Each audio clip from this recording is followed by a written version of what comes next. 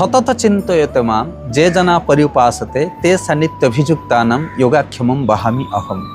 भगवत guitar भगवान कहउचंदी कि जे सदा सर्वदा मो विषय चिंता करुची मते स्मरण करुची तार जहा अच्छे मु ताकू सुरक्षा करे आउ जहा नाही ताहा मु जोगेई दिए। साधारण लोक मैंने बेले बेले प्रश्न पचारती ना ये भगवान को भजन करदे कौन भगवान आमको भोजन देवे आम कथा कौन भगवान बुझे।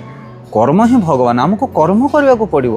कर्म न कले कौ भगवान किए आमको दब नाई आज्ञा एक आम निजर मन धर्म बाहर करी कहूचे किंतु गीतार भगवान कहउछंदी कि जे मोर स्मरण करुची मोर चिंता करुची तार जहा दरकार मु ताहा जोगेई देबी। ता माने यह कौन कि आम सब कर्म धर्म परित्याग करी केवल भगवान को बसिक स्मरण करवा ना।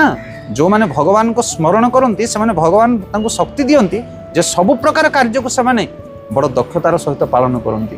जमिति हनुमान जी भगवान भजन करुले जमिति अर्जुन भगवान भजन करुले से कौन प्रकार कर्म कोढ़िया नथिले से कर्म को ठकु नथिले से प्रकृत भगवान भजन करे बड़ सुदक्षतार सहित से कार्य संपादन करे आ से कर्म माध्यम भगवान ताकू सबकिछि जोगेई दियंती। निताय गौर प्रेमानंद।